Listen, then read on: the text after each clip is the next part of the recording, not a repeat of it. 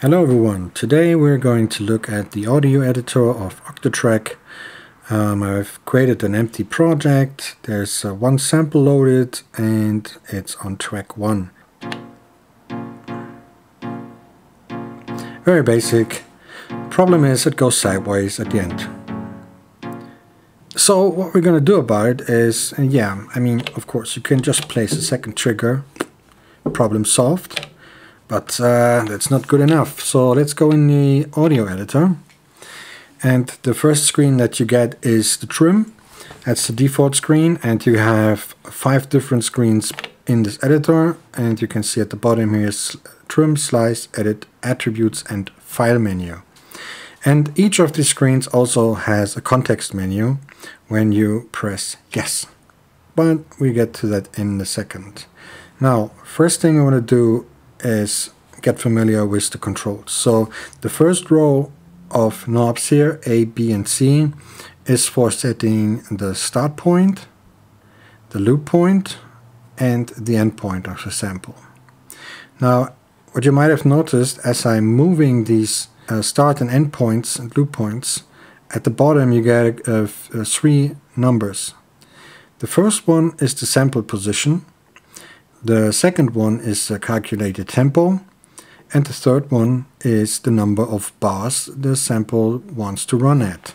And if we audition, we also see a cursor, the playhead. Initially we would assume that cut this thing in half and be done with it. Well, what's that? The problem here is that settings aren't right for this start and end point. I essentially removed half of the sample, but what I didn't change is the number of bars. So what it tries to do is use this truncated information and spread it across 4 bars.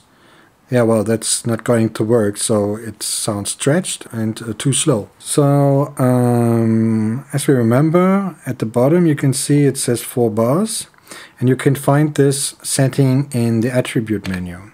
And there's an arrow pointing at it. That means this setting is the preferred one. And there's also a loop length. When you change that, it becomes the preferred one. There are some other implications that I'm not going into right now. But they're kind of linked together, and above that you can see there's the original tempo. Currently it says 250, but if we reset our endpoint, we can see it calculated it's 124 BPM. Now if we change the bars, because that was our problem, we can do that by steps more easily using the cursor or of course the level knob. But let's go down here and use the cursors. Goes in 0.25 steps 2 times. So, and now you can see we got 124 divided by 2. That means the sample is now running faster. And now we can work in the other direction by adjusting the loop point and making it slower again, as you can see at the center value here, roughly 124. Now of course it's not exactly 124, and that's because we haven't dialed it in properly yet. The bottom row of knobs here, there are zoom controls that allow you to get in, and the further you get into the sample, the more sensitive and precise the start and end knobs become. So there's a vertical scroll and a horizontal scroll. And as I zoom in, you can see at the top here, there is a location indicator. And that's interesting if you use the middle knob and it becomes your scroll bar. Let's go to the end point, because the start point is at 0, it's the same position, so it's correct. And let's try to get to 124. So we zoom further in. And there we are. Now we have 2 positions here. Both are the equivalent of 124. So now there's a chance that there's a clicking when you cut the sample at the wrong spot. Zoom even further and we see like here this seems to be downbeat. Now what you can do is you can make the Octatrack find the 0 cross position for you by holding down function, and as you can see it would lock at click-free positions. Unfortunately, not the one that we want, but these are the ones that he thinks it's safe. Let's hear what it sounds like.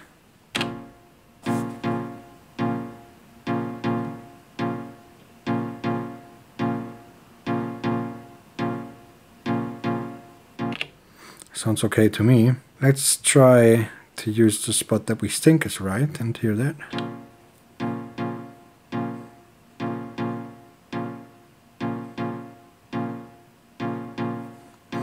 Okay as well. So now we're done here. Exit with no. Now let's place a trigger. Let's see if it loops okay.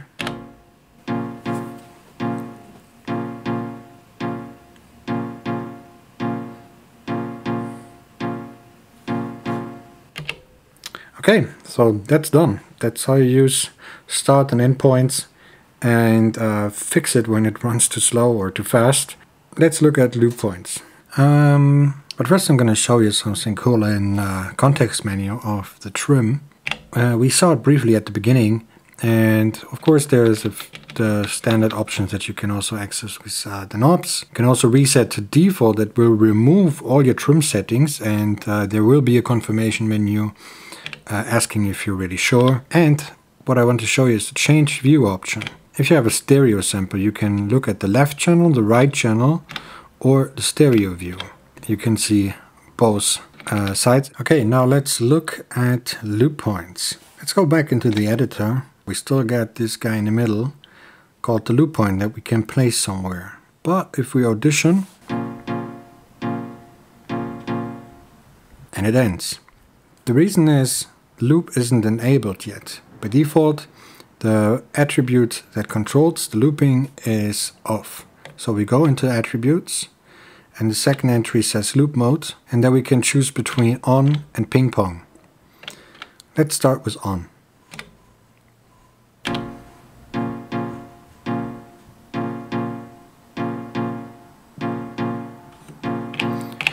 So as you can see, it starts at the start point, like normal, passes the loop point, goes to the end, and then jumps back to the loop point, and that's where we create the loop. So of course we can change that.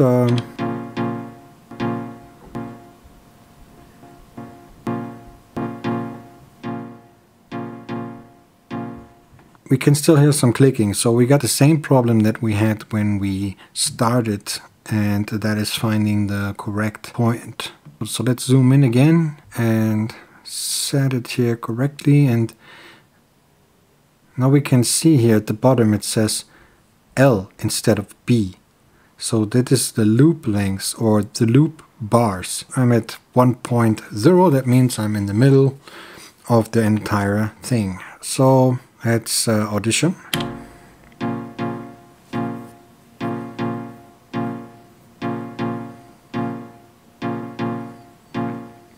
Okay, that sounds click-free. Let's check out the other modes, or there's only one ping pong. But first let's remove the second one here, because it would start over half the way and then we wouldn't hear the loop. So let's start.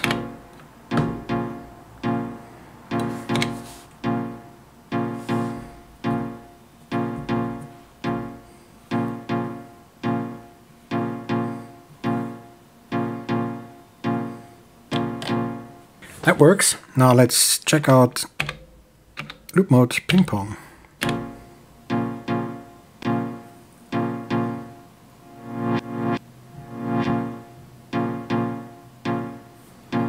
So, and it would go back and forth eternally if it wasn't for the trigger starting it off again. So that's a pretty cool effect, right? Now, as I said earlier, you can also control the loop mode inside the source setup. When you double tap, or if you press function source, you get to this source setup screen. At the top with the A knob, you can also set off, auto, on, and PIPO, short for ping pong. Now let's set it off for a second.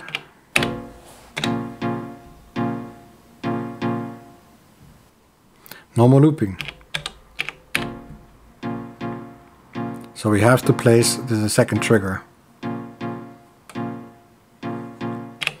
sample is trimmed. So it makes perfect sense. Now, if we go back here and set it to just on,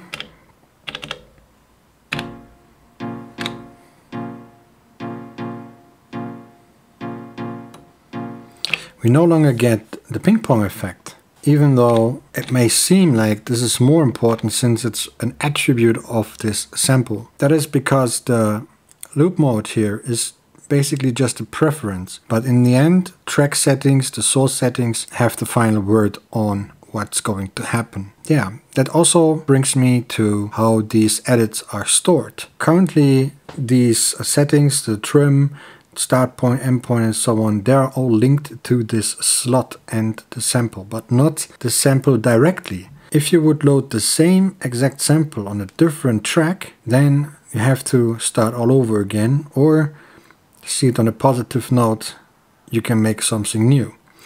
And also, if you change the sample inside that slot, the settings are also gone. So if I would change to a different synth sound now, I would have to start over and make my edits again. That means if you want to keep this edit, then you have to save it somewhere. And that brings us to the file menu, where we can save the sample settings. I just pressed yes. So it creates a hidden file on the disk that is now associated with the sample. So let's go to a free slot, select the sample, place a trigger.